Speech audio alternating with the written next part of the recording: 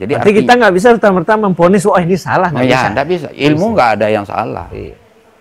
Cuman seperti kata Bapak tadi, situasi dan kondisi. Kondisi. Nah, itu yang membuatnya bukan di situ. Ada yang lain lagi yang mengatakan kalau begini loh. Gitu. Makanya yaitu menjadi suatu inspirasi bagi saya untuk mengajar orang, bagi saya untuk melatih orang. Dan itu juga berlaku sepak bola ya? Berlaku. Ya kan melatih. Iya. Karena seperti yang Bapak bilang tadi kan ketika Bapak dilatih, Bapak diberikan teori ini. Karena saat itu masalah yang Bapak hadapi adalah itu. Ya. Dan ketika Bapak melatih, belum tentu teori yang sama bisa dipraktekkan ke orang lain. Ke orang lain. Ya, dari situ kan lihat. Jadi masing-masing orang tuh punya masalah yang berbeda. Tidak selalu sama. Nah, ketajaman kita menganalisa kesalahan orang itu adalah suatu modal yang sangat penting untuk menjadi seorang pelatih. Yang saya rasakan. Jadi saya tidak mau niru-niru. Berarti proses melatih itu, mohon maaf Pak, kalau saya salah memiliki koreksi. Karena saya tidak memiliki basic ilmu pelatihan. Tapi dari apa yang Bapak jabarkan tadi, berarti fondasinya itu adalah dimulai dari bagaimana menentukan permasalahan yang dimiliki oleh masing-masing pemain. Ya. Lalu menentukan keputusan apa sih solusi untuk permasalahan itu. Ya. Jadi orang kan ngomong, ini ke latihan tim. Orang sibuk latihan tim. Kalau saya nggak mau. Bagi saya, tim itu akan bagus apabila didukung oleh individu-individu yang bagus.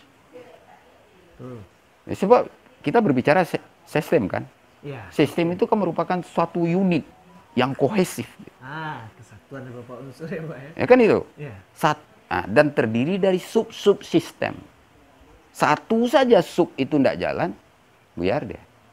Nah, itulah pentingnya. Makanya di dalam prinsip latihan itu salah satunya individualisasi. Nah, jadi bagaimana kita mengembangkan individu-individu ini, ya kan konteksnya tujuannya kan satu, main sepak bolanya.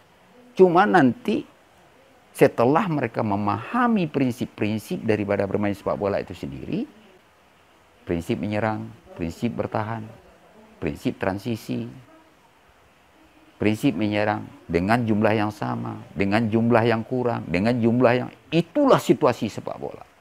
Nah, kalau itu sudah tertanam dengan tidak didik, masalah posisi nanti itu tergantung karakter dan tergantung kebutuhan. Dan tergantung pengembangan kita dengan anak didik kita. Tergantung kita meyakinkan kita kan anak didik. Contohnya aja kan. Ya salah satu yang saya rasakan itu di tim putri itu. Tim saya nggak satu. Saya nggak pakai pemain yang hanya satu posisi. Dan keuntungan kita apa? Lawan yang saya hadapi di Prapon itu orang yang tahu. Contohnya anak saya Zahra kan. Karena ada dia ikut tim saya, tahu dia gimana. Saya Pak John tuh nyerangnya gini bertanya. Nah saya akan menghadapi, pasti dia ngomong ke pelatih. Saya rotasi. Pemain center back aja main di scanline, playing in the hall. Gitu. Cetak gol 2 dia kan. Artinya apa? Ya melihat potensi itu. Artinya kan tadi Bapak bisa menghadirkan beberapa opsi jadi. Ya, itu yang seharusnya kalau menurut saya. Gitu. Kenapa? Itu baru berlaku pasal 1, tidak pernah mati kan, tidak pernah salah ke pelatih itu.